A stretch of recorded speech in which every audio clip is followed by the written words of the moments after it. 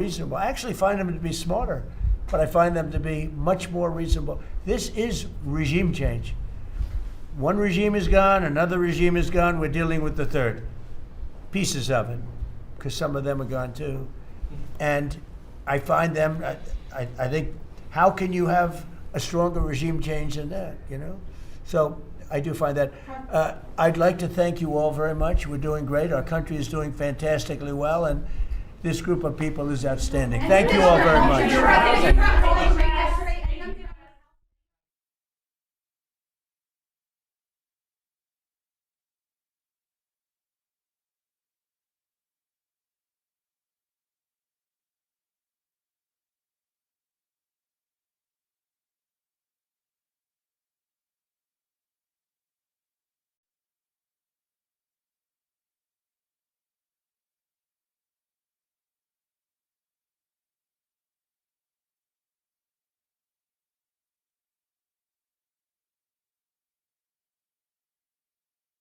We have a lot of very happy people around the table because we're a great team. It's been a tremendous period of time for our country, and things are going very well.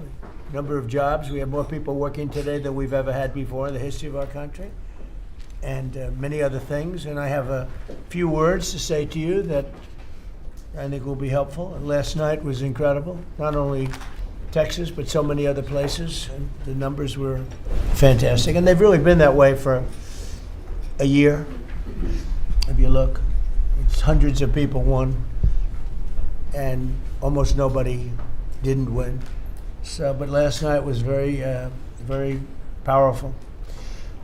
So I'm thrilled to welcome everyone to the 12th cabinet meeting of our administration, and we're doing something that no administration's ever done. We're always letting the press join us because we're very open and transparent. You like the word transparent, but we're more transparent than any administration in history. No, to the best of my knowledge, press has never been invited ever to a cabinet meeting for any reason at all. And it's an honor to have you. This team has achieved more than most other administrations achieve in 8 years. We took the most dangerous, unsafe, violent, and open border in the world. Anywhere in the world, there's no border like the border we had. And created the most secure border in the history of our country. We had no people, 12 months now, no people reported in the last 12 months came in illegally. 0 illegal aliens admitted to the United States in the last 12 months. And those charts are made by, you would say, politically unfriendly people. And the reason they don't come in is because nobody comes up, because they know that they're going to be turned away, and if they get in, they're going to be moved out right away. So it's been 0. You're the one that do the reports. I'm actually surprised by the number because I don't know how it can be 0, but they say it's 0 for the last 12 months. In 2025, we achieved the largest drop in the murder rate ever recorded. So the murder rate was quite high, and we achieved the largest drop in the murder rate ever recorded to the lowest level in 125 years. That's the year 1900. And that's despite the fact that many people came in from prisons and from very rough countries and from mental institutions and from lots of other places, drug dealers and others. They came in illegally during the Biden administration. We've gotten many of them out, but we still have some that we're looking for, quite a few that we're still looking for, but we've gotten over 11,888 murderers were allowed into our country. We've gotten a lot of them out. We've gotten some, we put them in jail. We don't even trust the country to send them because they'll come back in maybe. We put them in jail. 11,888 murders, more than half of which have committed more than one murder. That's what they allowed in. They can never be forgotten for the horrible things they've done to this country. Fentanyl coming across our border is now down by 61%. 61%. And coming in by water, by sea, by ocean is down 97%. Can you imagine? Thanks to our Republican majorities in Congress, we passed the largest tax cuts in American history. All Democrats voted against the tax cuts, putting more money in Americans' pockets. This year, the typical family got tax refunds of nearly almost close to $5,000. The stock market has set 68 all-time record highs since the election. So 68 days, we hit all-time highs. We're right there now. And the average 401k, and that's despite the conflict. I don't call it a war, I call it a conflict. Despite the conflict with Venezuela, who no longer has a Navy, no longer has an Air Force, no longer has a lot of people that were leading the country into very bad places. Their leadership is gone. Their second rung leadership is gone, and we're dealing with their third, half of their third, because half of their third is gone too. The average 401k is up almost $30,000 since I took office. So the Americans are benefiting working today. We have the most working, and we have 401ks at their all-time high, highest they've ever been. And that goes along with the stock market, which is the highest it's ever been. Under my most favored nation agreements, this is something that I wish the media would talk about, because to me it's one of the biggest things ever to happen in our country.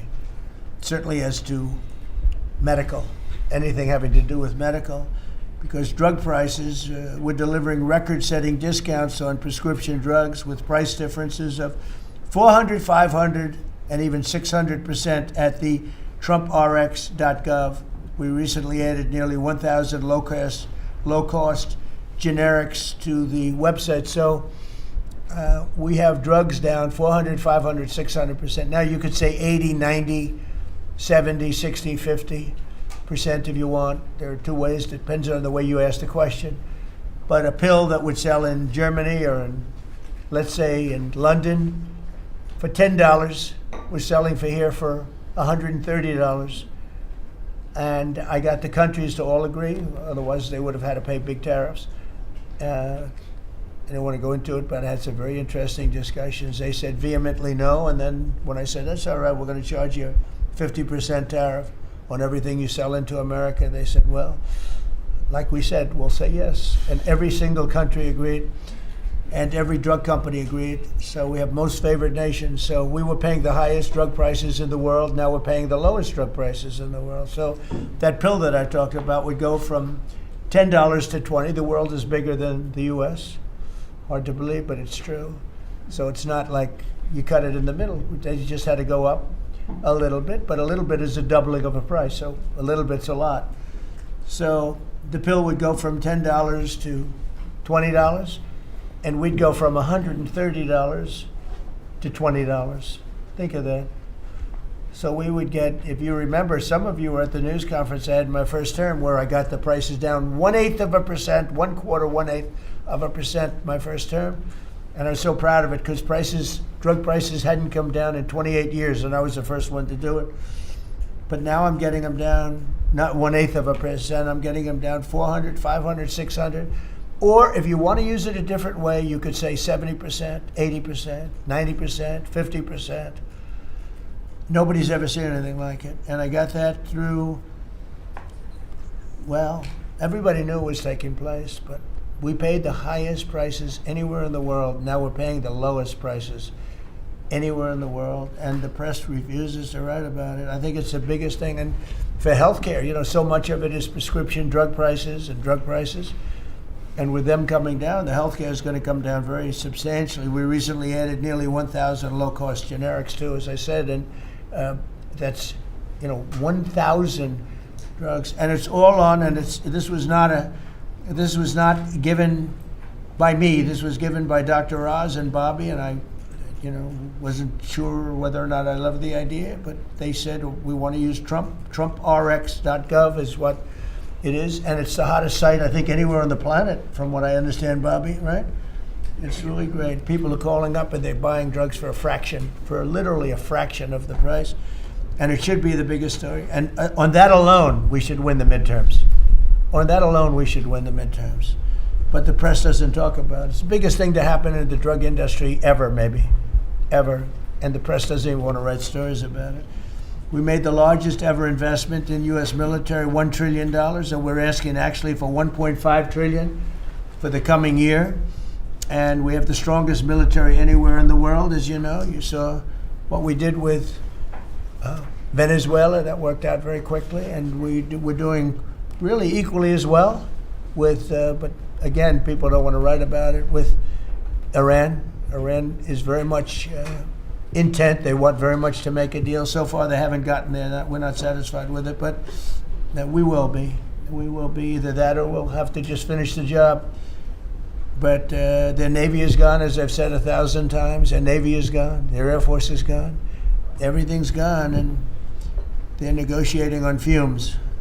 But we'll see what happens. Maybe we have to go back and finish it. Maybe we don't. Right now, I mean, you can speak to Steve Witkoff and Jarrett. They're doing a good job. But right now, I think it looks like they want to just make a deal. They want to. They have. I don't think they have a choice. They're just going back to the internet because they're getting clobbered. Their economy is in free fall. They have 250% inflation. Their money has no value. Their whole economic system is broken down. They thought they were going to outweight me. You know, we'll outweight him. He's got the midterms. I don't care about the midterms. Look what happened last night. That was the prelude to the midterms. People understand it. They know that. Very simple. Iran cannot have a nuclear weapon. I'm doing that for the world. I'm not doing it just for us. And we've had great support from other nations, by the way. We don't need it at all, but we've had great support from other nations. The problem is you always get the support when you don't need it. When you need it, you don't get the support. With Operation Epic Fury, our warriors are ensuring that the world's #1 state sponsor of terror never obtains a nuclear weapon, and they won't. Under the leadership of Vice President J.D. Vance, very proud of this, the White House Task Force to eliminate fraud is waging war on waste, fraud, theft, and abuse like nobody's ever seen before. He looks like Elliot Ness. Do you ever see Elliot Ness? I'm telling you, the guys that are up there, Royal Central Casting, they're standing behind. What a group of people. No, it looks like a movie. I'm going to make a movie out of it, I think. And they're finding billions and billions and billions of dollars. And I just said, that's good. He said, you haven't seen anything yet. Just said that. And, you know, if he does really great, we'll have a balanced budget without having to do anything. This is the kind of money they stole. They're crooks. They're thieves. And I hope that Todd is going to do a real job. These are crooked people. These are thieves. This isn't like a mistake. Just talking about one person, he got hundreds of thousands, millions of dollars for securing one man, for taking care of one elderly man. He was a service. He got paid millions of dollars for taking care of one man. Total crook. They're all crooks. The Somalians, what they've done to Minnesota, the Somalians, they're crooked as hell. Ilhan Omar, crooked as hell. They're all crooks. And we got them. We got them. Now we're putting the clamps on, but boy, I tell you, that's an impressive group of guys that you have behind you. I was watching that, and a couple of very strong women too. But I was watching that last night. I said, I'm proud of you guys. In 2 months, we've exposed tens of billions of dollars of defrauded taxpayer money, prosecuted numerous fraudsters, Todd, and stopped billions of suspicious payments, very suspicious. Oh, you haven't seen anything yet? Well, you see, I'm getting reports from Todd, from JD. I've never seen anything like it. The kind of, just hundreds of billions of dollars was stolen. And no other administration would do what we're doing. They'd let it go. Everybody was getting rich. And I think we have a chance to save Social Security without doing anything to it by just the numbers of fraudulent people on Social Security, people that are 115 years old, 125 years old, getting payments. It's funny, I said, oh, do those payments get turned back? No, they accept them. Well, somebody's getting the payment. It's not a person that's 125 years old. But that's the least of it. The numbers that we're finding out, we have great people at Social Security. We're going to make our Social Security so strong, so good, that you've never seen anything like it. We're going to protect. I said right from the beginning, we're going to protect our people on Social Security. If the Democrats ever got in, you wouldn't have said Social Security would be bankrupt. People wouldn't be getting anything. Last week, they took down 2 of the largest Medicaid fraud cases in Minnesota history, as well as the largest autism fraud case ever charged by the federal government. You saw that with millions of dollars just being stolen. Everybody had autism. Everybody had autism, they said. It was incredible, actually. And I've just seen I see what they're doing. You haven't seen anything yet. So congratulations, JD. Be vicious like they are. They're violent people. They're violent, vicious scum. Before asking Vice President Vance to speak about these efforts, I want to express our tremendous gratitude to our outgoing Director of National Intelligence, Tulsi Gabbard, who's a terrific person, actually.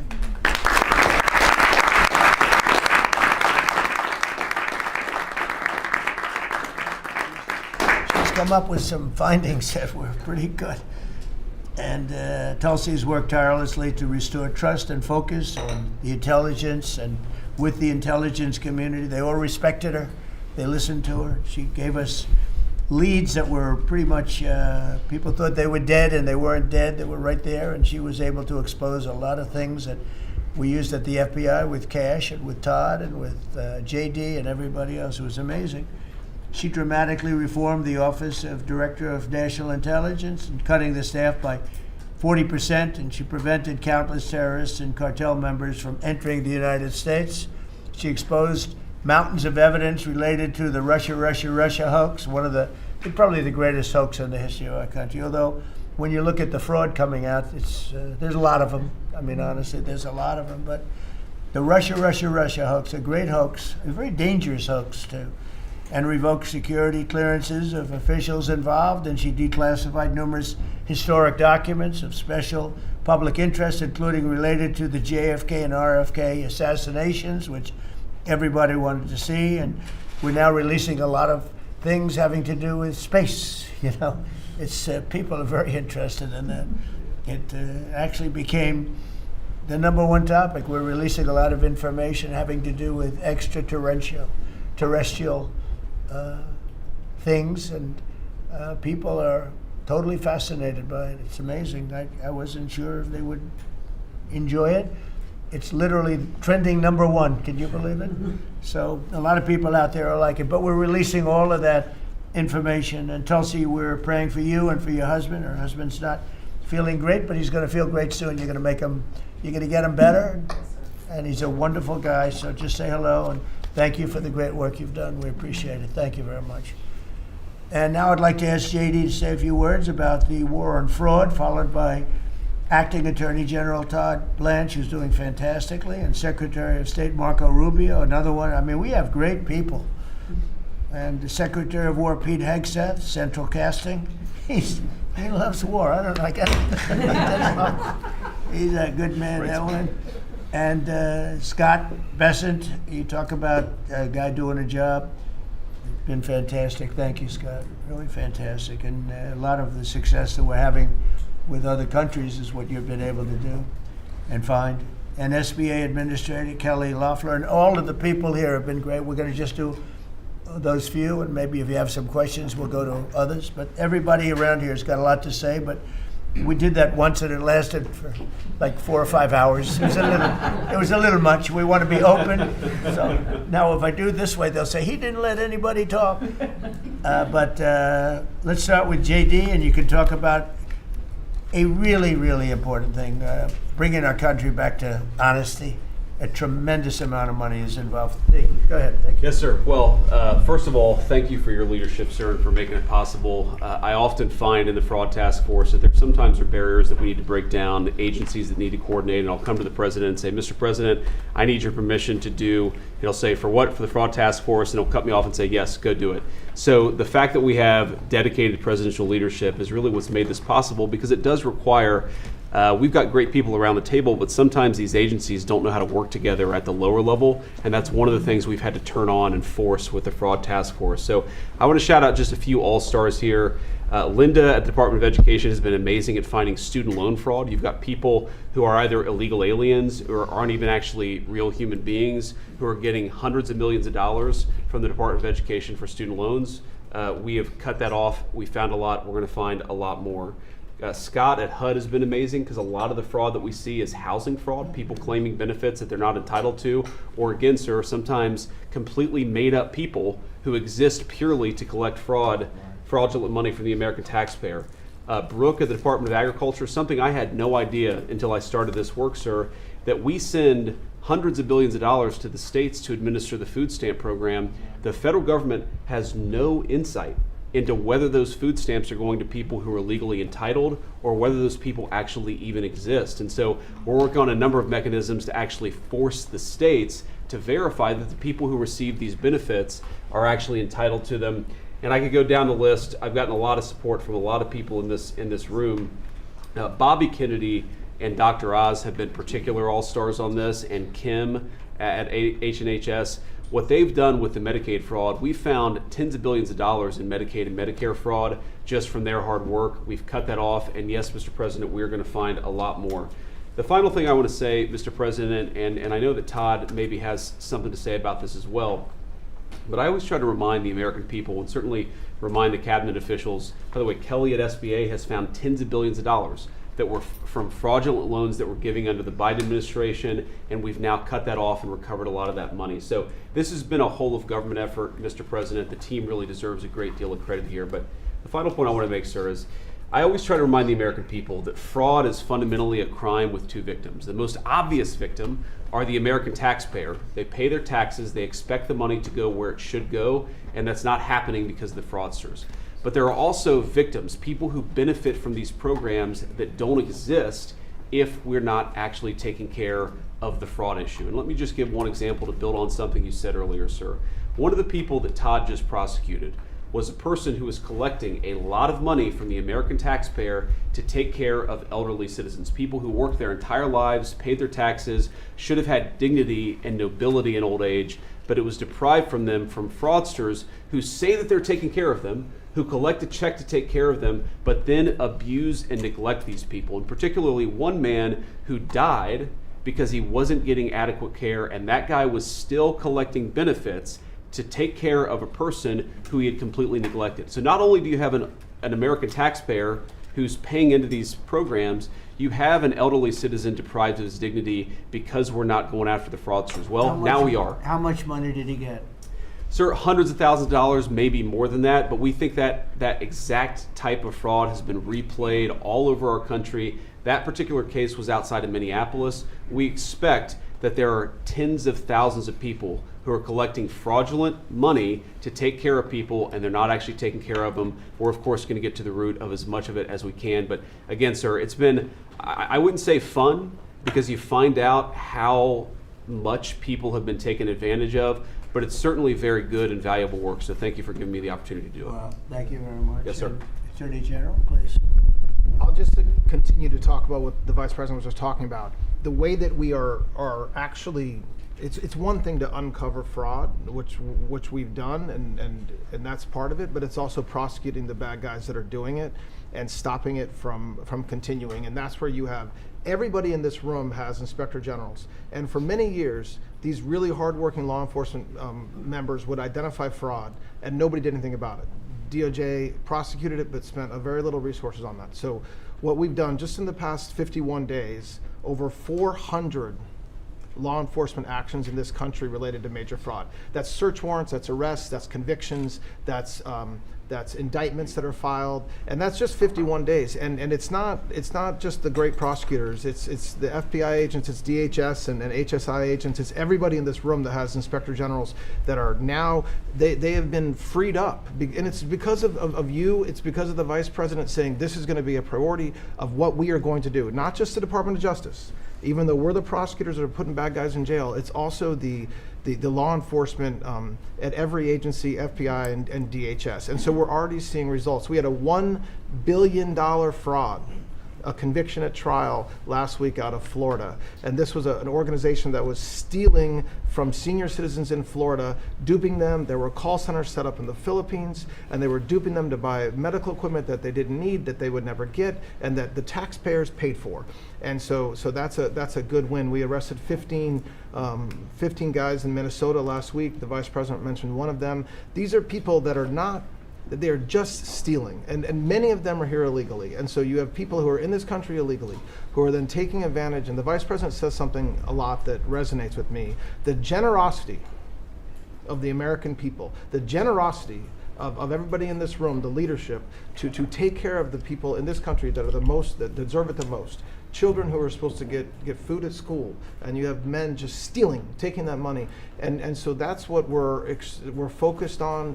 we are standing up, as you know, Mr. President, you allowed us to stand up a new division at the Department of Justice. It's our entire existence of that division is to combat what we're talking about. And then every U.S. Attorney's Office is now focused on it as well. So this is something that will result in a better place for every citizen in this country and save money, a lot of money, and also it's the right thing to do for our tax dollars, Mr. President. And billions of dollars was given out just very quickly before Biden left office. Billions and billions were given out. And I mean, I know of many cases, but one, I don't know what's happened with it, but I think you're looking at it. I know Lee was involved in it environmentally. Stacey Abrams was given $2 billion for an account that had $103 in it, an environmental fraud, I guess. And she had $103 in this newly opened account. And before leaving business, they put $2 billion into the account. And they had no reason for existence. They were unable to say what they did with it. $2 billion. Lee, do you want to just mention something about that? Well, thanks to your leadership, Mr. President, that was canceled. And they no longer have access to that $2 billion. They fought like hell. They wanted that money. Go ahead. In fact, it was over $29 billion that it's now been canceled at EPA. You told us to make it a priority. Now this happened as soon as you came in. After the election, before your inauguration, they were caught on video saying that they were rushing to get billions of dollars out the door before you're swearing in because they were afraid that once you were sworn in, you were going to stop it. Well, that part, they were right. We did. Yeah, we did. Great job. And we're happy to do it, Mr. President. And, the Department of Justice under Todd Blanche's leadership, they just secured another big win in the appeals court on some recently canceled grants for different agencies. So great attorneys making sure that this accountability is delivered over the finish line. It's been a great team effort. And we're building more, most importantly, we're building more factories and plants in the United States now than at any time ever before. $18 trillion coming in. That's not including the 12th month, that's 11. And I say it often that the Biden administration had much less than 1 trillion, and we have 18 trillion.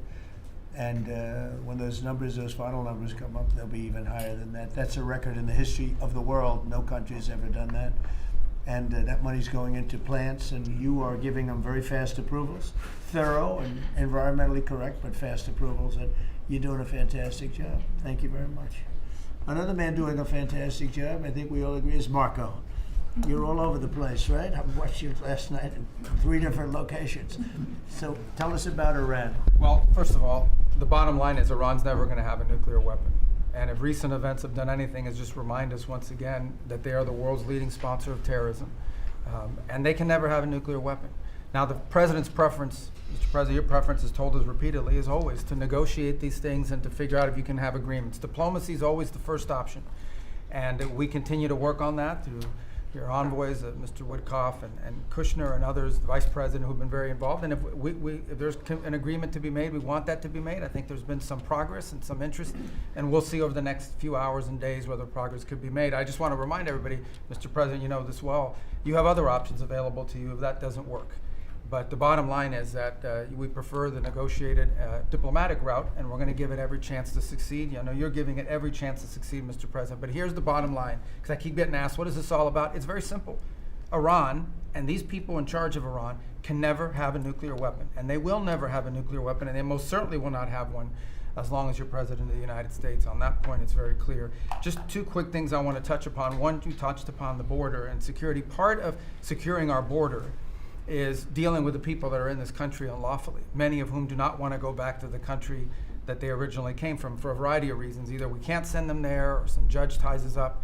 And one of the key things we have achieved is now 20 countries have signed third country national agreements, meaning these are safe countries where individuals who refuse to go back to their country of origin can be sent to that country instead. We've gotten 20 countries now around the world who have signed agreements that allow us to deport people to those places. What often happens when you go to the person who's here unlawfully and say, we're going to send you to this third country, is all of a sudden they decide they'd rather go back to their home country instead. So it gives the ability to enforce all laws, and we work very closely with the Department of Homeland Security on that front. Something else that I know is concerning people, because it's on the news, is Ebola. Our number one obligation, we're involved in foreign policy, but even our foreign policy, the number one priority of our foreign policy is to protect the American people. We cannot and will not allow any cases of Ebola to enter the United States. And so the State Department and other agencies represented here, the Centers for Disease Control, HHS, others, are working very, very hard to contain this crisis to the countries where it's currently located, particularly the Democratic Republic of the Congo. And so we've surged assistance to make sure that is being contained there. And obviously, multiple agencies involved here are also very involved in tracking people, just to make sure that nobody comes into this country that has Ebola and creates a problem for us. And we feel like we've got good efforts in place to do that, and Americans should feel assured that the president and his administration is doing everything we can to protect them on that front. My last point, you said I was all over the place. One of the places I stopped in last night was to initial the Trump Route for Prosperity in Armenia. This is a key linchpin of the peace deal that you were able to achieve between Armenia and Azerbaijan. Right. And in addition to that, we also signed a critical minerals MOU with them and a strategic engagement one as well. So just a reminder of another war you helped to settle, Mr. President. But from that now we are seeing the emergence of a great new relationship with Armenia that really had grown stagnant for a very long period of time. So we're doing well on that front as well. Thank you. And could I just ask you, Cuba and Venezuela, what's going on there? Well, interesting. On Venezuela, that process continues, that three-phase process, of obviously stabilization, recovery, and transition. I would just say, just since January 3rd of this year, okay, and I think this number's right, and Chris or Doug can correct me on this, but I think over 10 million barrels of Venezuelan oil have been delivered to the United States since the 3rd of January. That industry is being professionalized for the first time ever. It's going to the benefit of the Venezuelan people. They are selling oil in the market at market rates. The money's going to an account in the United States, controlled and monitored by Treasury, audited by KPMG, and it's for the first time ever the money's not being stolen. It's going to the benefit of the Venezuelan people. Cuba's in a lot of trouble, because unfortunately for them, it's run by a bunch of incompetent communists. And being communist is bad, being an incompetent communist is like the worst. And but the country's been taken over by this company called Gaesa that basically controls 70% of the economy. None of the money in that company goes to help the Cuban people, none of it. So we'll be talking to them, we'll be working on it. We want something good for the Cuban people, and hopefully there'll be a good outcome there for them. There needs to be. It's 90 miles from our shores. And having a failed state 90 miles from our shores is a threat to the national security of the United States. So we're producing right now more oil by double than Russia and Saudi Arabia combined. There's never been anything like that. We don't need oil, we don't need the Straits, we don't need anything, but we have more oil now being produced by 2 times than Russia and Saudi Arabia combined. It's a great stat.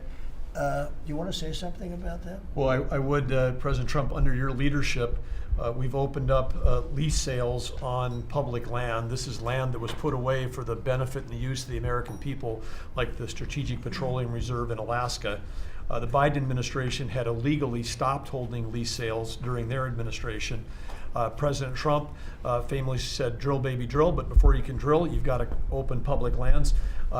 Between the lease sales that have happened in the Permian, in the Bakken, and on the North Slope, just since January of this year, it's over $4 billion of revenues come into the Treasury. That's 13 times more than the Biden administration brought in on lease sales in the entire 4 years they're in office. Sir, your policies brought that in 5 months. So with that, a lot of excitement, a lot of activity. We also inherited, just in one district in Carlsbad, New Mexico, 5,600 unprocessed applications to drill for oil and gas on public land. And when we're drilling on public land, those companies pay a royalty, and that money comes to all of our citizens, and it goes to local school districts, and it goes to states. It is the core of the economy in parts of our country. The team down there working for the Department of Interior, Bureau of Land Management, has dropped that by 91%. It's one of the reasons why they had a record lease sale. It's because now people go, I can bid on federal land and I'm going to get a permit to drill, and it's not going to take me 5 years to get it. I'm going to get it in a month or less.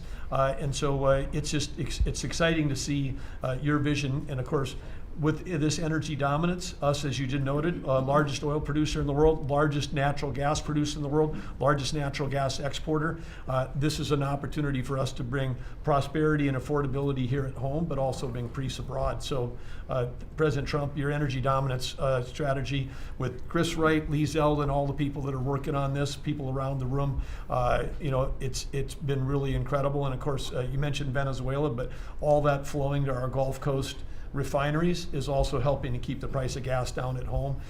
So again, it's an amazing transformation. Bottom line is the center of geopolitics around energy has moved from other parts of the world to the Western Hemisphere in the last 5 months. You turned Venezuela from a sanctioned adversary into a strategic ally in 45 minutes. Never happened in history before. And what's going on in Alaska? When I was there last week in Alaska, the North Slope, 80,000 barrels a day coming online at Pico. That wouldn't have happened with you. It's up by Willow on the North Slope. That's going into the Alaska pipeline. 20% increase just off that one field. So amazing work. Energy is a high-tech industry, and those guys are crushing it, and they're loving the fact that they can provide affordable, reliable, secure energy for America. And we're working very hard in California. You know, a lot of people don't know this, but California has tremendous oil reserves. It used to be number 3 in the nation, and the radical left has just wiped it out. And we're working very hard to get that open again and get it so the people, their gasoline prices, their lack of energy is just staggering. It's staggering.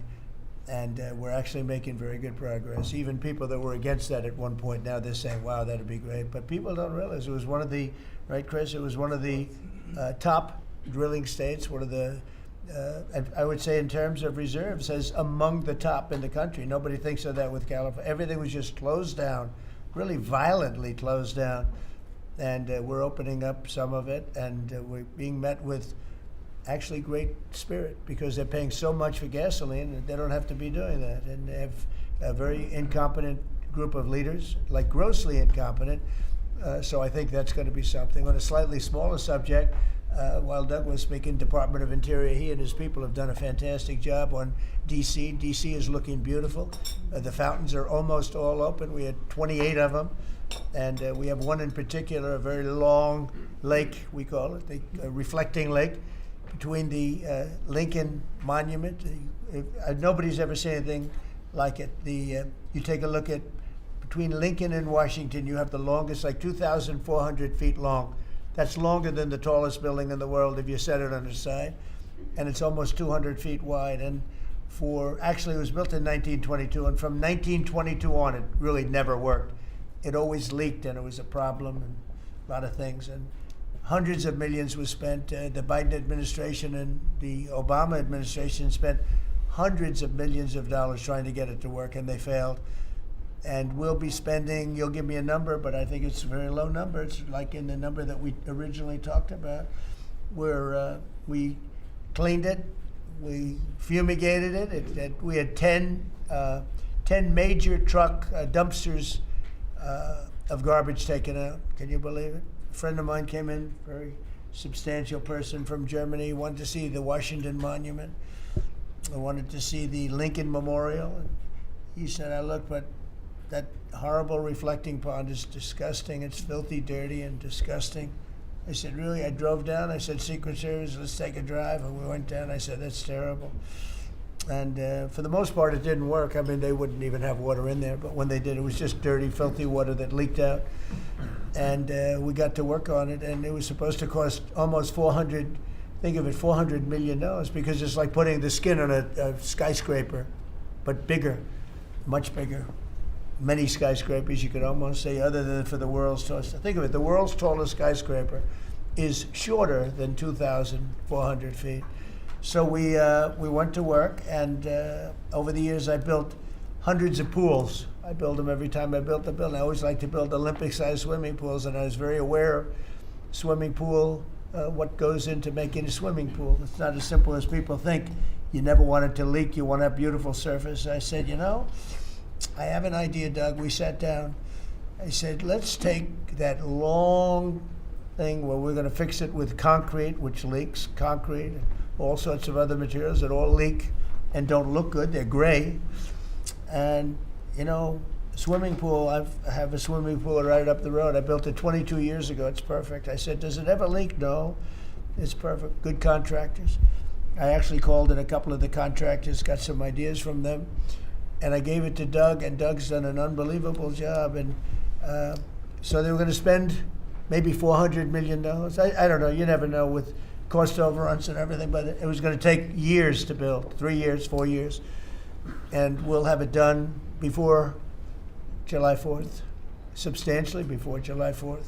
If we didn't have such bad weather the last 4 or 5 days, we could have been almost done. You can't do the substance of the rain. And what they did is they cleaned it. They took out, as I said, more than 10 dumpsters of garbage, shovels. It was disgusting. Oh, every corner had massive amounts of, I guess that's the way the tide goes, but they had massive amounts of garbage. We then steam cleaned it.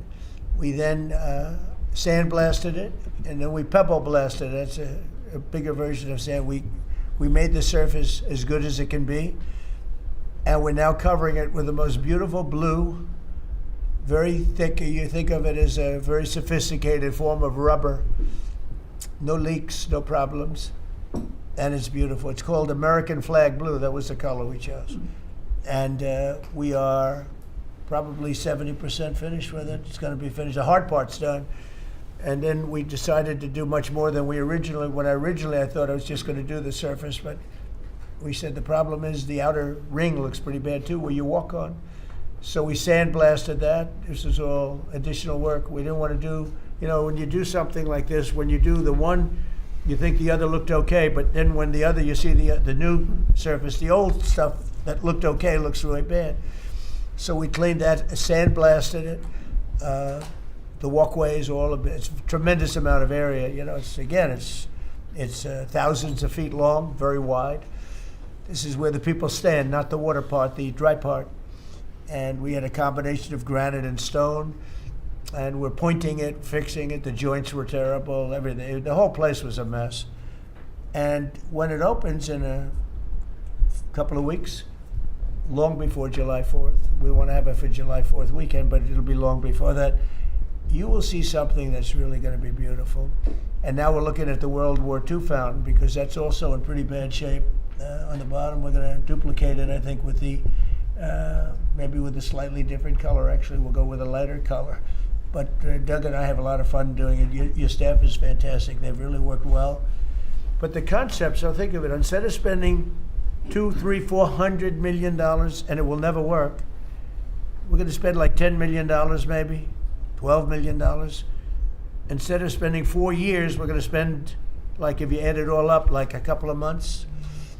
And instead of going through 4th of Julys as a horrible construction site, we're going to have it open before the 4th of July. And the difference is it's better. Somebody said, oh, well, but it's not the same. Some of the fake news would say, well, but it's not. No, it's like the pen story. The pen is better at $2 than it was at $2,000. This is the same thing. This is far better. Won't leak. It'll last for 50 years, maybe 100 years. They didn't even know. I said, how long will this last? Oh, I think you'll get 50 years out of it. We did the swimming pool treatment, but they said, sir, for a little more money, we can get industrial strength. I said, that sounds good to me. Same color, same everything, same stuff, but it's actually much stronger. It's used for industrial. I said, I love that. So we're going to have that open. It's going to be really, really beautiful. And it's a very important thing. We can't have people looking at the Washington Monument, going the memorial. If you take a look, the Lincoln Memorial, it was built, I guess, a little after the Lincoln Memorial. It's embarrassing. It was so horrible. I never saw anything like it. It was filthy dirty. It was Biden.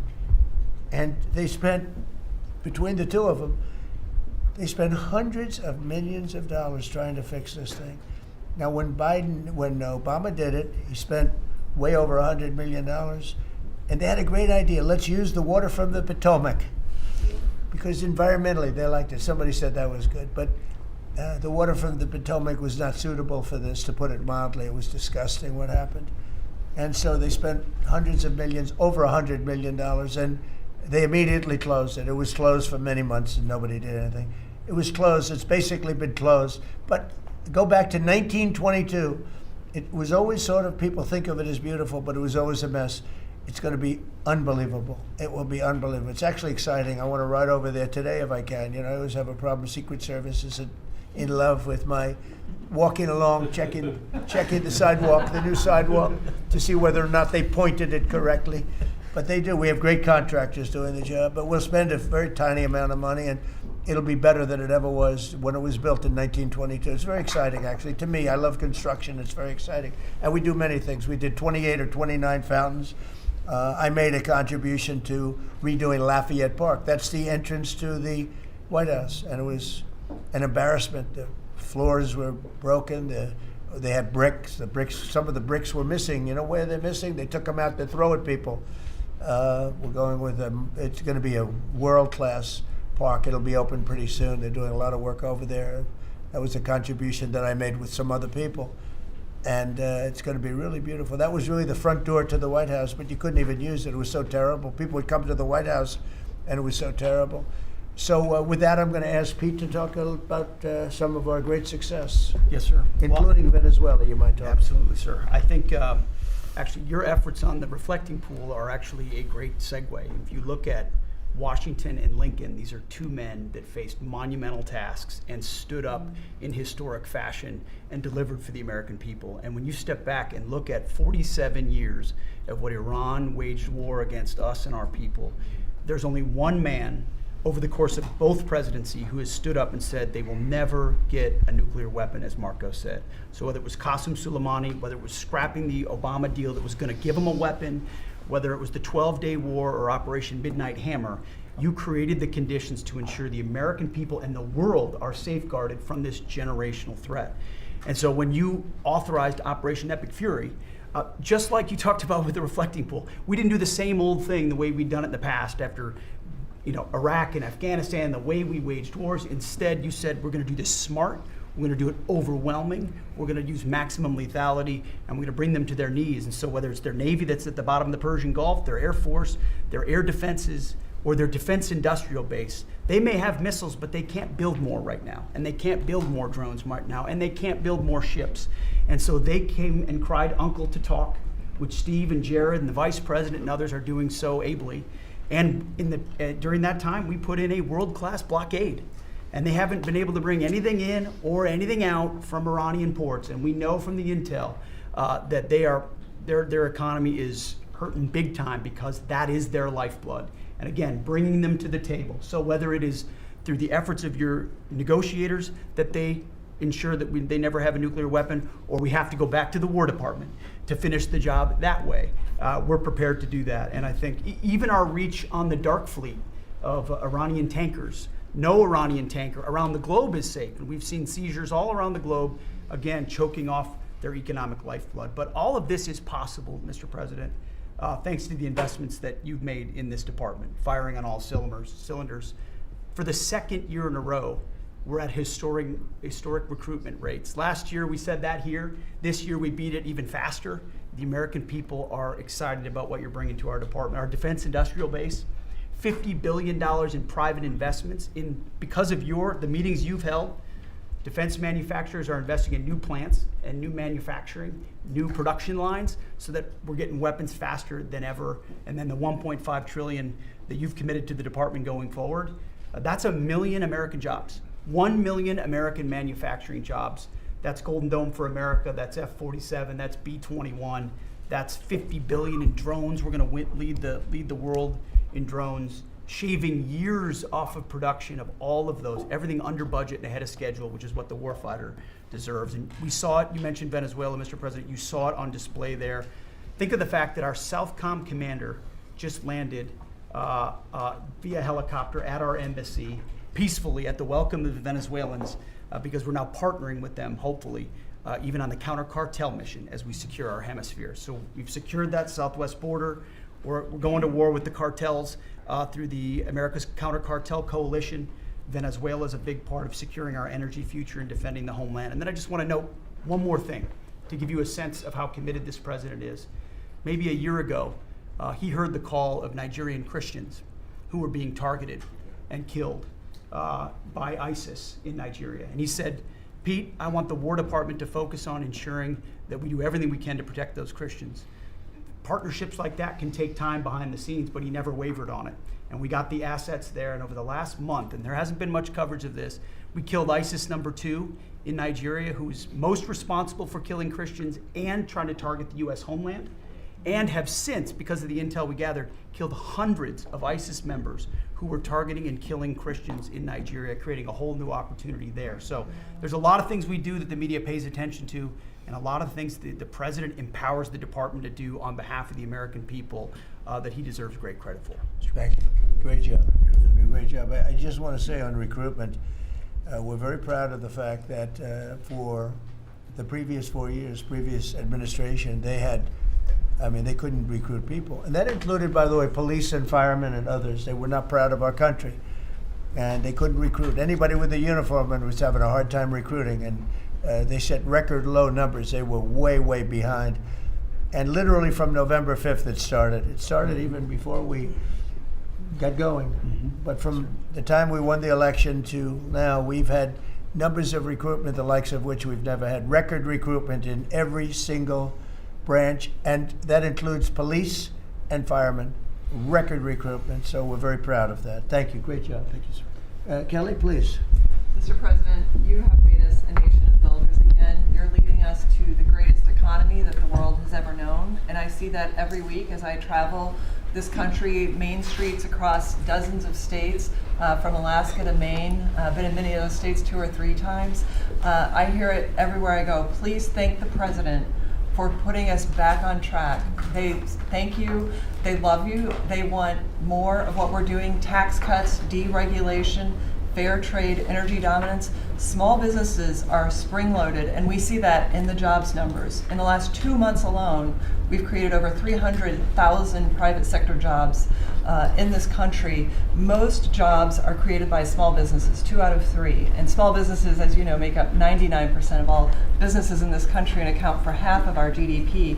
So when that part of the economy is finally working again, they've gotten out from $5 trillion of regulation that the Biden administration put on hardworking small businesses. They penalized growth, investment, hard work, and success. But thanks to the working family tax cuts that every single Democrat voted against, hardworking families, the welders, the waitresses that I meet on factory floors across this country, from Pennsylvania to New Mexico, where I'll be tomorrow. Brooke and I are going to Arizona tonight.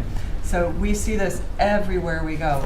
It's one of the most underreported stories in the media. Main Street is back, and that's because America first.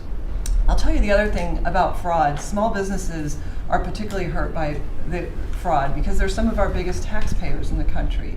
And they show up every day. They work hard to provide for their employees, to build their businesses. They're doing it the honest way. And they see fraudsters taking from the American people. It's taxpayer money. And so you think about, at the SBA, we found $200 billion in fraudulent PPP loans that the Biden administration tried to hide and forgive and sweep under the rug. We've turned the first $22 billion of that over to Treasury for collections and to DOJ for prosecution. Our Inspector General is already announcing that people are going to jail. There are jail sentences now being served. We've announced that 140,000 people have been barred from ever getting SBA loans again, defrauding the government for about $9 billion. So we are going to continue our work under the great leadership of Vice President Vance and appreciate the partnership because it's really accelerated our ability to get the job done. But then just back to small businesses. We have record business formation in this country. That's another story that the media won't tell you. Over 500,000 businesses on average a month this year. So it's not just record people working, strong job creation, business formation at all-time records in this country, but we have manufacturing expansion 4 consecutive months. That means that's a leading indicator, meaning that we have expansion coming. Another story the media won't tell you, 98% of all manufacturers are small businesses. 75% of our defense industrial base is small business. They're our main exporters. And so America first, free trade, fair trade, deregulation, tax cuts, and energy dominance. is helping workers on Main Street, and that's why they tell you to tell me to tell you, Mr. President, thank you, and they love you. Oh, thank you very much. Great job. Thank you, Kelly. And I just say, you know, we went to China last week. We had an amazing meeting with President Xi. The relationship's very good. We're doing a lot of business with China now, but it's not where they were ripping us off for years and years. They ripped us off like nobody ever got ripped off. It's now it's a very profitable business that we do with China, and they respect our country again. We have the strongest military in the world by far, and they respect our country again. Scott, please. Sir, on the economy, 2 words: resilience and prosperity. The continued resilience of the economy speaks for itself, even during the Iran conflict. And it speaks to the strength of your leadership. Pro-growth policies are creating conditions for American families and businesses to prosper. We're entering the second half of our 250th anniversary year with renewed optimism and momentum. It has never been a better time to be an American, and as you said earlier, we have a record number of Americans working. The economy that you are building is not only strong, but secure and resilient and better positioned to compete globally. Real GDP has risen 2.7% over the past 4 quarters, something that many economists said couldn't be done. In the first quarter of 2026, despite the Iran conflict, GDP grew at a 2% annual rate. The Atlanta Fed GDP now is predicting 4.3% for this quarter. In terms of prices, I believe the prices are transitory. Oil will be lower than pre-conflict levels when this ends. Natural gas is already down, as you mentioned. Drug and pharmaceutical prices, they are plummeting, and rent is down. We are more resilient to energy price fluctuations due to your energy dominance agenda, to regulatory efforts, and we have never sold so much energy to the rest of the world. Business investment rose at a 10.4% annual rate in the first quarter. Capital expenditures and business equipment rose more than 17%, and that is as a result of the tax bill and tariffs. Jobs related to commercial construction, factory construction, are up 90,000 since your inauguration. In the past 2 months, the private sector, as Kelly said, has added 313,000 new jobs. And those are private sector jobs, sir, including 13,000 manufacturing jobs. We have construction jobs, we're building the factories, and those will turn into manufacturing jobs. The stock market has hit new highs. The stock market lives in the future. It is seeing on the other side of this conflict, it is a strong symbol of optimism for the future. Corporate earnings are high, and wages are doing well. For the tax season, we had the best tax filing season in history, which is a victory for Main Street. The average refund was nearly $3,300, 11% increase from last tax filing season. And importantly, 62 million returns had one of your 4 signature policies: no tax on tips, no tax on overtime. They reduced taxes. 85% of our seniors paid no taxes on Social Security, and the deductibility of auto loans for American-made cars. For what I believe is the most important government benefit for young people since the GI Bill, the Trump accounts. The app will be available on all major platforms tomorrow morning, and it will place the American dreams into the palms of the hands of parents and children. Nearly 6 million kids have been signed up for Trump accounts, and they will launch on July 4th, and it will be a great symbol of the 250th anniversary. Main Street prosperity, workers have seen positive wage gains. The unemployment rate remains low at 4.3%, and private sector job growth is strong. So sir, just to reiterate, resilience and prosperity have been the marks of your second term. It's been great. It's been amazing, actually. Any questions? Thank you, Mr. President. Iris Tao with NTV Sister Media with the Epoch Times. We've done a lot to clean up DC and fight crimes here, and as a lot of Americans and people from all around the world are coming to the nation's capital ahead of the major 250th birthday events here, how important is it for you to really keep delivering on these results, but also what does it mean for America's identity on the national and international stage? So I'm very proud of DC because when we came here a little more than a year ago, it was a very dangerous place, and now it's a very safe place. It's been incredible what's happened as you see the crime numbers. We had restaurants closing up and nobody wanted to go to a restaurant. They were afraid to walk to work. It was very, very dangerous place, very unsafe. And now it's a very safe place. We brought in the National Guard. We worked with Cash and the FBI, and Janine is doing fantastically, and Todd, and everybody. And it's now a very safe city, and people are pouring in, and you see the grass is all beautiful. We put a lot of new grass in because, you know, like people, grass has a life too. And this grass it was up a long time. But the waterfalls we talked about and the fountains, most of them are in the final stages or fixed. People are writing me letters. People are talking about it. We have some of the most beautiful fountains in the world, and there wasn't one, not one, that worked. We had 29. Out of the 29, not one was worked, in addition to the reflecting pool, which is even, you know, that was the big one of them all, but that was a disaster. So with all of that, and this place is looking beautiful. I rode through it yesterday. Where the fences are down, the homeless aren't staying here any longer. We're helping them out, but we're not, you know, we just can't have them in the nation's capital. And when foreign dignitaries come in, they're saying, the first thing they say to me, this place has really changed. They saw that it was going down, our whole country was going down just like DC was going down. And as you know, the restaurants were closing up. There weren't very many restaurants, and now they're opening up. You can't get a space. And everyone's going out to dinner and they're safe. And we have the national security and we have the National Guard, and we're going to keep them. You know, I want to, by the way, just in case I mentioned, keep them. Okay? And don't lower the number either. Absolutely. Somebody said, oh, are there less? I said, I hope not, but don't lower the number if you don't mind, okay? We're going to Just keep surge them. this summer, too. Yeah. They look great. You know what? They give people, we took out 5,000 criminals, hardcore criminals. By the way, 90% of the crime is calculated. 2% of the people do 90% of the crime. That's a great number. Because when you get rid of 2% you can get rid of. 90% you can't get rid of, 2%. So 2% create 90% of the crime, 91% actually, to be exact. And we moved 5,000 people, Todd, out of here. These are career criminals. Many of them came over from the last administration through the open border, the ridiculous open border, no vetting, nobody knew who they were. They came out of prisons, they're drug dealers, there were people from mental institutions.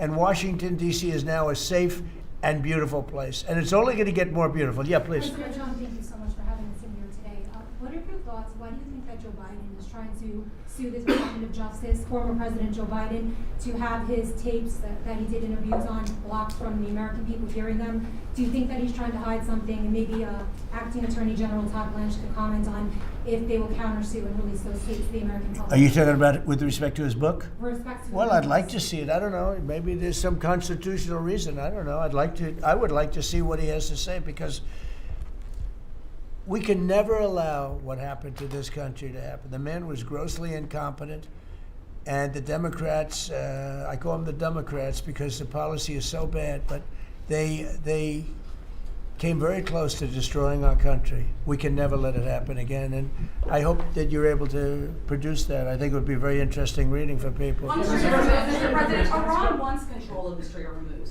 Would you accept a short-term deal that allows Iran and Oman to control the strait? And would they have to open it immediately, or would you be open to that happening over a period of time? No, the strait's going to be open to everybody. And who would control it? It's international waters. Nobody's going to control it. We're going to watch over it. We'll watch over it, but nobody's going to control it. That's part of the negotiation that we have. They would like to control it. Nobody's going to control it. It's international waters, and Oman will behave just like everybody else, so we'll have to blow them up. They understand that. They'll be fine. Mr. President, thank you. How much economic pressure do you feel to get the Strait of Hormuz open?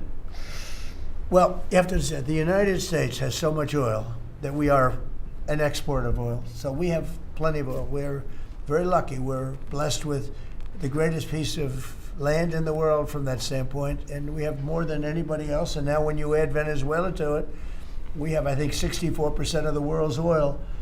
And we're getting along very well with Venezuela, by the way. It's being run really beautifully. The big companies are moving in. It's going to be amazing because it's also like us. They're very blessed in that sense. But we have natural energy that no other country has. We have more than anybody else. So it's really a world problem because most of the world doesn't have that. And we're making it available. During the closing, I don't know if you've seen some of the satellite pictures, boats, hundreds of boats lined up. It looks like, I used to say, the Long Island Expressway with the cars. They're lined up and they're coming to Texas, Louisiana, they're coming to Alaska to fill up their boat, their big boat. Some of them are really big, 2 billion gallons. Even bigger than that now they make them. They make them up to 4, Chris, I hear. Now they make them up to 4. The 4 are now the big ones. Used to be the ones. Now it's 4 million barrels of, think of that, 4 million barrels of oil in one boat. But they're lined up and they're right now heading to Texas, and they've already filled up and they've gone back. In addition to that, you have a lot of boats, you have about 1,500 boats in the strait wanting to get out, and at the right time we'll release them. But the American people, sir, are seeing higher gas prices. Yeah, they It's are. come down a little bit, but it's still $4. No, it's come down. 45 Oh, it'll come down a lot. It'll come down to where it was before. We had it when I was in Iowa. We had we're driving by and we saw gas stations, $1.90 a gallon, $1.85, $1.87 were the three that we saw. We had it down in some places below. Now we can't help but California where they charge so much tax that you lower it and they charge tax. They've got to straighten the act out in California, but we had gasoline down to a very low number. I think we'll be hitting that number shortly after that whole excursion ends. Does that give you more urgency? But regardless of anything, as Marco said better than anybody can say it, you can't let them have a nuclear weapon. They would use it instantly. They wouldn't think about it. They would use it instantly. I've gotten to know them. They would use it instantly. Does that give you more urgency, Mr. President? You've said that you're in no rush to make a deal, but with gas prices that are so high across the country, people are paying more for travel. Does that give you more urgency to make a deal? Why doesn't it? Well, I'll tell you the primary urgency I have. I said this, it wasn't covered properly, but the primary urgency is that we can't let Iran have a nuclear weapon. But at the same time, we have a tremendous amount of oil, gas, coal. We have tremendous amounts of energy. We're blessed with something very special. Those prices are going to come down. They're going to come down fast. I think that you'll see, actually, Todd, I think you're going to see lower prices that we had even before we did this. Now, I knew there'd be an increase. I said, we have a choice. We don't have to do anything. And in 2 years or 1 year or 2 months, because Iran would have had if we didn't hit them with the B-2 bombers, Iran would have had a nuclear weapon within 2 weeks from that date because they were ready to go. And if they had a nuclear weapon, it would have been used already. It also would have been used had I not terminated the Obama deal, the Iran nuclear deal, as we call it. That was in my first term. Had I not terminated that, they would have had a nuclear weapon a long time ago. I would say it was a guarantee that it would have been used. And it would have blown up Israel. It would have blown up the entire Middle East.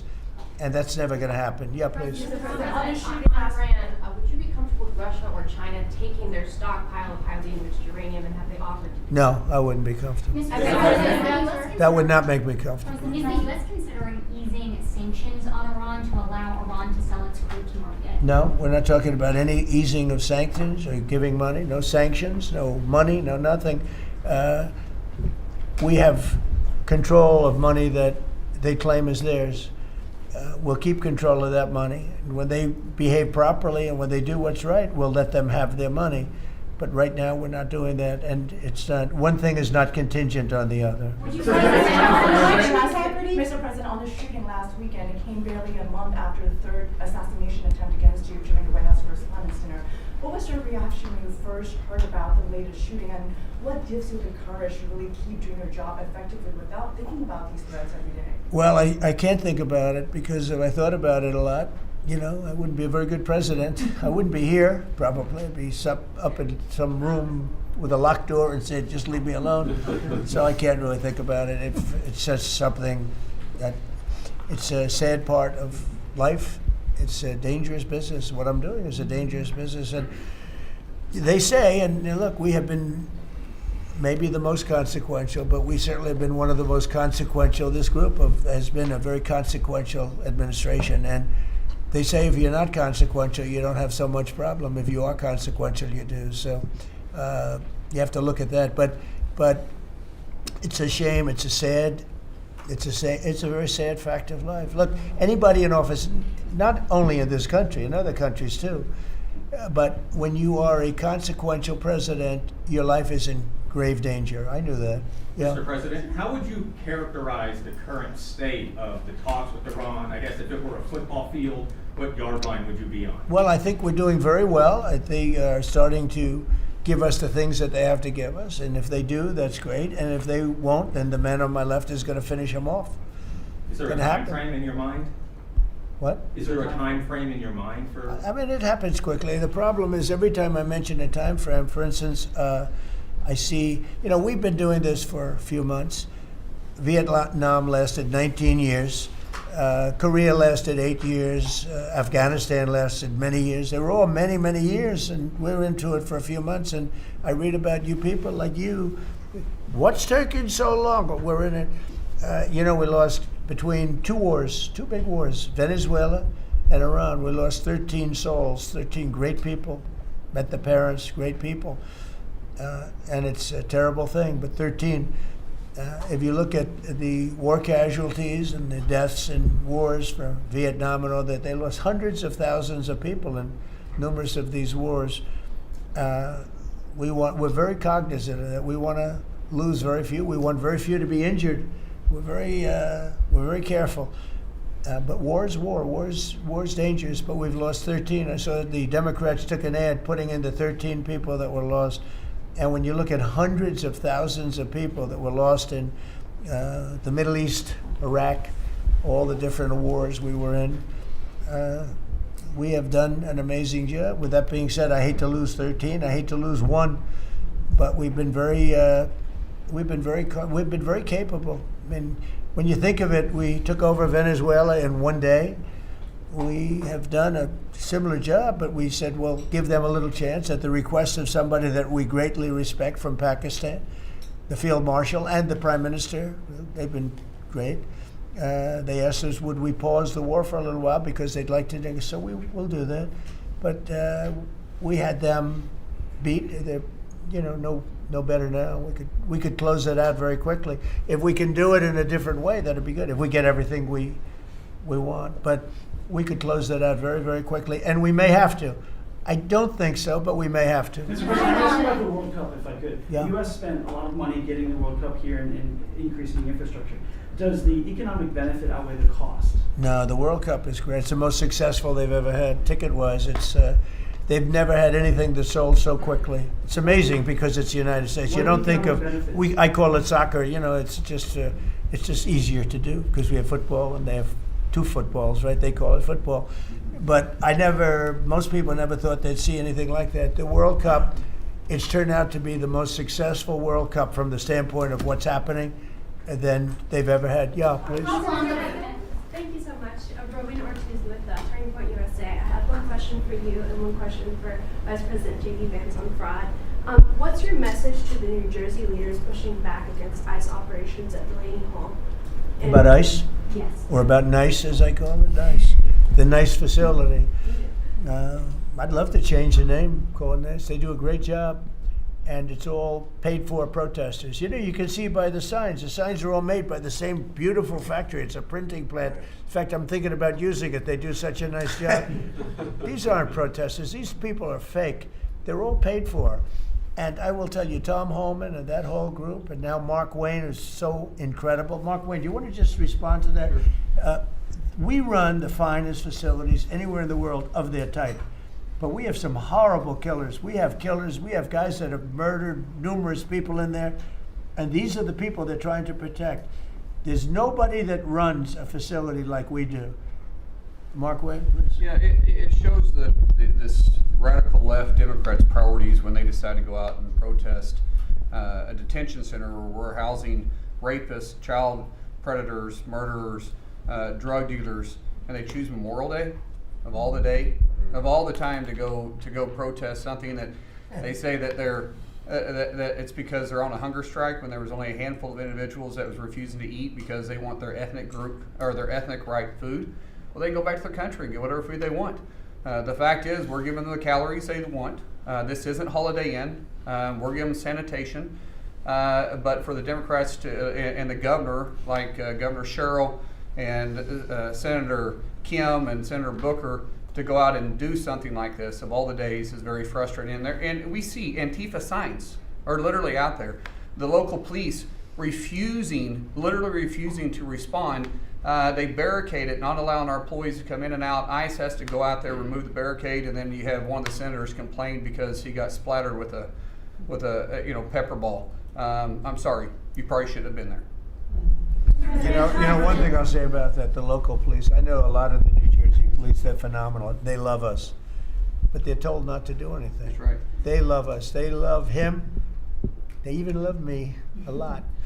And I'm in New Jersey a lot. It's great. I mean, I think it's a great place. It's got a group of people running it now that are having a hard time.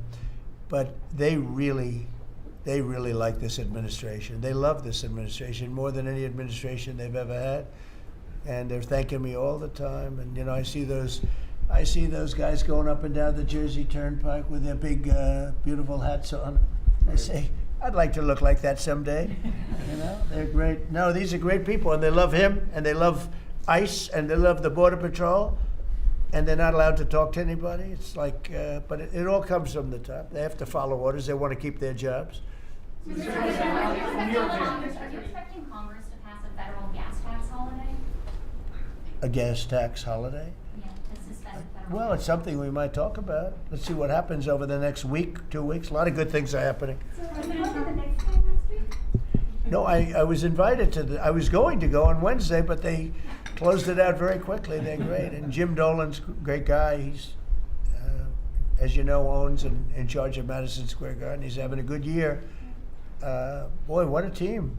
They win all their games. They have some great players. I think I'll be going to one of the games. Yeah, I was invited by numerous people and Jim, and I think I'll be going. It's great to see it. You know, the Knicks have really suffered for years, and they're doing right. They're doing right now very well. Would you accept an agreement with Iran that just calls for further talks on the uranium? Or No. is the only option? No, to the not basics. Iran No, I first? would for some of it, you know, because it's a memorandum of understanding for speed. One of the things that will happen is the Strait will open immediately, but it's got to be perfect. I'm not going to do this. I didn't do this to get a crummy agreement. The worst agreement ever signed was by Barack Hussein Obama. What a horrible agreement that was. It was a setback for this country, for the whole world. The Middle East would have blown itself up. No, I would like to have the countries we were talking about with Saudi Arabia, UAE, Qatar, and the others. We'd like to have them immediately join and Steve Witkoff is working on that with Jared and some others, but would like to have them join the Abraham Accords. It'll be historic if they do it. And I think they owe that to us, to be honest. I think, because that really would be a tremendous sign. And I think those countries owe it to us. Steve, are you going to get them to sign? We're definitely pushing it, Mr. President. I'm not sure we should make the deal if they don't sign. You want to know the truth. If they don't sign to join the Abraham Accords, I don't know that we have countries in there already. UAE, great countries, bold countries, and it's turned out to be so good, so effective, and so we're requesting strongly that they join. It'll be great. It'll be great for Saudi Arabia. It'll be great for Qatar and Kuwait, the whole group. So the Iran deal might be contingent on more countries joining.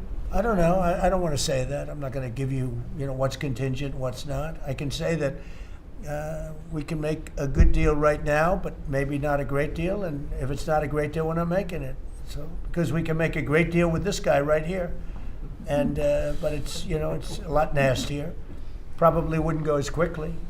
We wouldn't be talking about as quickly, but it would be foolproof. But I think we're doing very well, Steve. I think we're doing pretty well in terms of the negotiation, but we'll see. If it's not going to be a real deal, because Obama had that horrible JCPOA, whatever it was. It was the worst deal. It was a path for Iran to have a nuclear weapon very quickly. Years ago, they would have had a nuclear weapon. We might not be here talking about it right now. They would have had a nuclear weapon. And frankly, Obama picked the wrong country. He should have picked another country. I won't tell you what it was. But he picked the wrong country when he picked Iran. But we have things understood now with Iran. It's been nasty. They've lost their leaders. They've lost. And it really is regime change. You know, we didn't set out for regime change. But by the fact that we're dealing with a totally different group of people than we were at the beginning. And frankly, I find them to be much more reasonable. I actually find them to be smarter, but I find them to be much more reasonable. This is regime change. One regime is gone, another regime is gone, we're dealing with the third. Pieces of it, because some of them are gone too. And I find them, I think, how can you have a stronger regime change than that, you know? So I do find that. I'd like to thank you all very much. We're doing great. Our country is doing fantastically well, and this group of people is outstanding. Thank you all very much.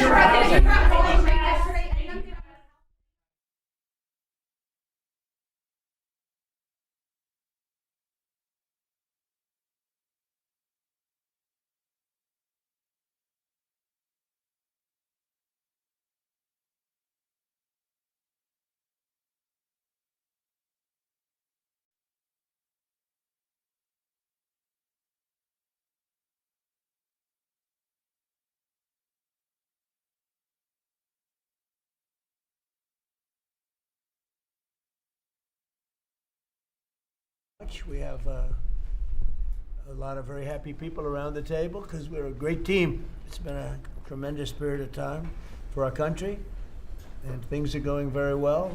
Number of jobs, we have more people working today than we've ever had before in the history of our country, and many other things. And I have a few words to say to you that I think will be helpful. And last night was incredible, not only Texas, but so many other places, and the numbers were fantastic. And they've really been that way for a year. If you look, it's hundreds of people won, and almost nobody didn't win. So, but last night was very, very powerful. So I'm thrilled to welcome everyone to the 12th cabinet meeting of our administration, and we're doing something that no administration's ever done. We're always letting the press join us because we're very open and transparent. You like the word transparent, but we're more transparent than any administration in history. No, to the best of my knowledge, press has never been invited ever to a cabinet meeting for any reason at all. And it's an honor to have you. This team has achieved more than most other administrations achieve in 8 years. We took the most dangerous, unsafe, violent, and open border in the world. Anywhere in the world, there's no border like the border we had. And created the most secure border in the history of our country. We had no people, 12 months now, no people reported in the last 12 months came in illegally. 0 illegal aliens admitted to the United States in the last 12 months. And those charts are made by, you would say, politically unfriendly people. And the reason they don't come in is because nobody comes up, because they know that they're going to be turned away, and if they get in, they're going to be moved out right away. So it's been 0. You're the one that do the reports. I'm actually surprised by the number because I don't know how it can be 0, but they say it's 0 for the last 12 months. In 2025, we achieved the largest drop in the murder rate ever recorded. So the murder rate was quite high, and we achieved the largest drop in the murder rate ever recorded to the lowest level in 125 years. That's the year 1900. And that's despite the fact that many people came in from prisons and from very rough countries and from mental institutions and from lots of other places, drug dealers and others. They came in illegally during the Biden administration. We've gotten many of them out, but we still have some that we're looking for, quite a few that we're still looking for, but we've gotten over 11,888 murderers were allowed into our country. We've gotten a lot of them out. We've gotten some, we put them in jail. We don't even trust the country to send them because they'll come back in maybe. We put them in jail. 11,888 murders, more than half of which have committed more than one murder. That's what they allowed in. They should They can never be forgotten for the horrible things they've done to this country. Fentanyl coming across our border is now down by 61%. 61%. And coming in by water, by sea, by ocean is down 97%. Can you imagine? Thanks to our Republican majorities in Congress, we passed the largest tax cuts in American history. All Democrats voted against the tax cuts, putting more money in Americans' pockets. This year, the typical family got tax refunds of nearly almost close to $5,000. The stock market has set 68 all-time record highs since the election. So 68 days, we hit all-time highs. We're right there now. And the average 401k, and that's despite the conflict. I don't call it a war, I call it a conflict. Despite the conflict with Venezuela, who no longer has a Navy, no longer has an Air Force, no longer has a lot of people that were leading the country into very bad places. Their leadership is gone. Their second-rung leadership is gone, and we're dealing with their third, half of their third, because half of their third is gone too. The average 401k is up almost $30,000 since I took office. So the Americans are benefiting working today. We have the most working, and we have 401ks at their all-time high, highest they've ever been. And that goes along with the stock market, which is the highest it's ever been. Under my most favored nation agreements, this is something that I wish the media would talk about, because to me it's one of the biggest things ever to happen in our country. Certainly as to medical, anything having to do with medical, because drug prices, we're delivering record-setting discounts on prescription drugs with price differences of 400, 500, and even 600% at the TrumpRx.gov. We recently added nearly 1,000 low-cost generics to the website. So we have drugs down 400, 500, 600%. Now you could say 80, 90, 70, 60, 50% if you want. There are two ways. It depends on the way you ask the question. But a pill that would sell in Germany or in, let's say, in London for $10, we're selling for here for $130. And I got the countries to all agree. Otherwise, they would have had to pay big tariffs. I didn't want to go into it, but I had some very interesting discussions. They said vehemently no, and then when I said, that's all right, we're going to charge you 50% tariff on everything you sell into America, they